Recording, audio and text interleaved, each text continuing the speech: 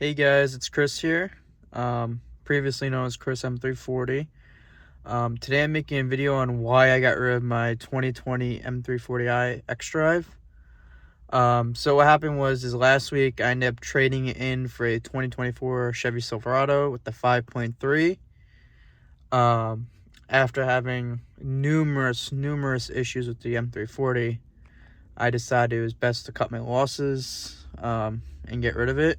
I only had the car for about 16 months, which is really short. Really short for owning a vehicle. So I'll tell you what happened. So I bought the car in May of 2023. I bought it from a dealer in Long Island. Bought the car. I had it for that summer. After that summer, some issues started to pop up, such as a issue with the oil pump, which I dropped the car off in November, the first week of November in 2023, and I didn't get it back until the first week of January of 2024. So I had it in the shop for almost a month in winter. I had the car in the shop for a month for the oil pump issue, but they didn't replace the oil pump. They replaced some type of sensor thing on the engine. That was about $800. And then I also had the car in the shop a month later, right after receiving it. Probably went in like mid-February. It went back into the shop for a differential problem. The rear differential, I noticed I was going to do the fluid since I was coming up on like 40,000 miles. I was like, all right, let me change the fluid on the differential. I went to lift up the car in the back, and I noticed that the car was leaking differential fluid. So what I did is, I was like, all right, let me make an appointment with the dealer. Made an appointment with the dealer. I get a call. First of all, now, I'm not blaming BMW themselves for this, but I'm blaming the dealership. The service is awful. I know some, like, part of it was the holiday twice, but, like, there's also times where I would drop the car off on a Monday and I wouldn't even hear anything till Friday. And then Friday, they would just tell me that they haven't looked at it yet. So, not only was it was it in the shop for months, but it was also costing me money. And I still had to pay for the car. So, like, I was paying off my first car and I basically was never driving it. But I dropped it off for the differential. Took like a week and a half before I even heard anything from the dealer about it. They basically called me and was like, hey, it's leaking differential fluid and you're going to need a whole new rear differential. I was like, whoa. I was like, okay, is that covered? He was like, yeah, it's covered. I'm like, all right. So another week goes by. And the service advisor calls me and says, hey, there's a problem. BMW wants to deny it. And they had to go back and forth with BMW for like 2 or 3 days to get it approved. The shop foreman basically said that because my vehicle was tuned, they wanted to give me an issue about it. And eventually the shop foreman was like, yeah, the tune has nothing to do with the differential failing. I guess because it is a well-documented issue that it doesn't, they already know that it's an issue, so they pushed it through and I got approval for that. So I got the car back, and then I noticed like 3 months later, there was another issue, which was a suspension. Now, this has been documented on forums, on the internet and stuff, Facebook groups. That's the first thing I went to is the Facebook groups. Really good information on there. I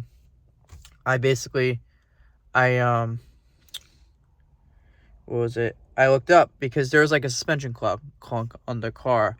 When you go over bumps at low speeds, there's a suspension clunk. You would feel it felt like it was coming from the driver's side, but I could never pinpoint it. And it was just like this loud clunk. And around the time I changed the brakes, I changed the front and rear brakes, which was around very expensive. I mean, I think the fronts were about $600, and this is all aftermarket, not OEM. $600 for the front, and it was like about $500 for the rear, so it was very expensive. At the same time, a month before that, I put on brand new Michelin Pilot Sport tires. That was around $1,300-$1,400. So that was another major expense. That's another thing about the car that you should know, is that you will go to tires really quickly, especially if it's the stock run flats. Be prepared to change those within about 15 to 25,000 miles, depending on your type of driving. Mine were brand new from the dealer, and they only lasted about 20K. Again, so I took it for the suspension clunk. It was in the dealer for like 3 weeks again, and I told them, like, listen, what's the deal here? Like, is it going to be covered? And they're like, because my car was a certified pre-owned car. My car, I got rid of it at 48,000 miles, but it was in the shop at about 44, 45, and basically said nothing's covered. You would have to pay out of pocket for everything.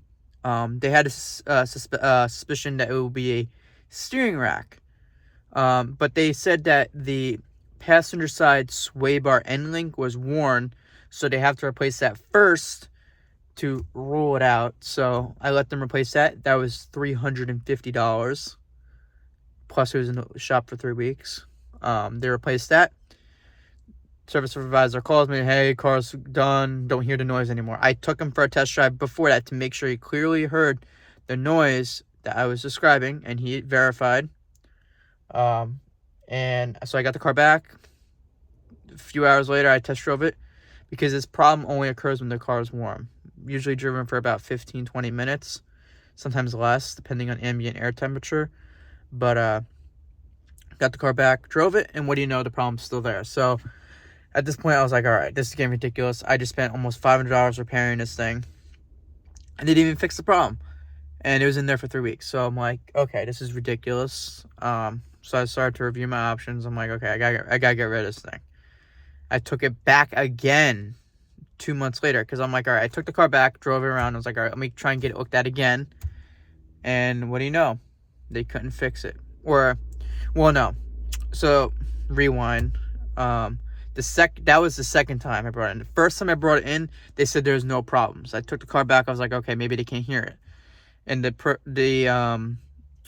it progressively got worse as the months went on, and that's when I brought it in. They replaced that link, and the problem came back. So I was like, all right, I need to review my options, and I ended up getting rid of it, because you know what? Like, I've only owned the car 15, 16 months, and like, that was that car. I've owned 3 cars the past 3 years. This will be the third, Silverado. This was the most unreliable car. It was in the shop, in and out of the shop, just constantly, and it was expensive, and like, I just feel like I wasn't getting my money's worth with it. Drives great. It's a good driving car, but like, I think what it is social media hypes it up to be very reliable, and that, you know, nothing's wrong. You know, these things are great, but in reality, they're really not. They have a lot of known issues: steering racks, oil pump, suspension, differential, a bunch of different things that aren't cheap to replace. Like, an oil pump on that car is like $2 to $3 grand, maybe more, depending where you go. Differentials about $6K out of warranty. Suspension could be thousands. I mean, a steering rack on that car is about $4,000 brand new. And that was another thing, 45,000. I literally had the car at about 25,000 miles, and I saw the front suspension boots were torn, so that could have led to early wear of the suspension. So that was another problem I had with it. So it looked like it needed new front struts, probably a new steering rack or tie rod ends. I mean, tie rod ends for that car are almost $600-$700 with alignment, which is crazy. The brakes were about $700 for the front, $500 for the rear. Aftermarket, not OEM. OEM would have been crazy. Tires, $1,400. Like, these are things people don't really tell you. They just say, oh, it's really reliable, B58, blah, blah, blah. B58, yeah. And now if you actually look at cars getting up into the higher mileage, 50, 60,000 miles, people are blowing turbos, transmissions, you know, this and that. It's like, it's not reliable, especially if it's tuned. Like, a lot of people don't realize, like, when you throw a tune on that car, your reliability goes down the drain, because you're putting excess wear. It's about 20% extra power you're putting to the transmission. So that's going to cause your transmission to wear early, even if you do your regular fluid changes, you know, your differential changes, your oil changes, all that, it's still going to lead to excessive wear, you know. I think people have overhyped it, saying the B58 is so great, but it's just really, there's a lot. I mean, there's no doubt the B58 can hold power, but like if everything else around it's falling apart, it's really not so great in my opinion, just from my personal experience. I only put about 25,000 miles on the car over a year. Some may say that's excessive, but like that's not a lot as far as like the car's 4 years old. The car only had 48,000 miles when I sold it. It was a 2020 xDrive. It was well optioned. It had the Driver Assistance Pro package, which I really liked, where it self-drives. It's a great driving car, but like as far as reliability, unless you got deep pockets and are ready to spend money to repair this thing, I probably would stay away. It's just like every other BMW. The rumors are true. You buy it, it's gonna make you broke. It's just a fact. Compared to like my Camaro, I had a cam in it. You know, I raced the thing. I did a lot of things with that car, and I owned it for 4.5 years and only blew one transmission, and that was after heavy racing. So it's just something to keep in mind for those who, especially if you pick up one of these for like in the 30s or 40s. I mean, you got to realize people are beating the crap out of these cars. They're racing them. They're swinging them. They're cutting up in them. So like these are things you have to look at when you're buying a car like that, where you don't know. I would probably recommend, if you're gonna buy an M340, buy new. Don't buy used, because obviously, in my opinion, all the used ones, people beat the shit out of them. They race them. They do all that crap, and like, you know, that's why you see them for sale for $40,000 or less when it was a $65,000 car 2 years ago. You know, like there's a reason behind everything with that, and it's just my personal experience on owning a 2020 M340i. If you guys have any questions, leave it down in the comments. I'll try and answer them as quick as possible, because I think it's something to keep in mind, because I feel like the hype is starting to die down a little bit on them, and people are starting to realize the problems that they're having. And that's why you see people dumping them for 30, 40,000 for a car that was $60,000 a few years ago. So, alright. This will wrap up the video, guys. Thanks for watching. Have a good day.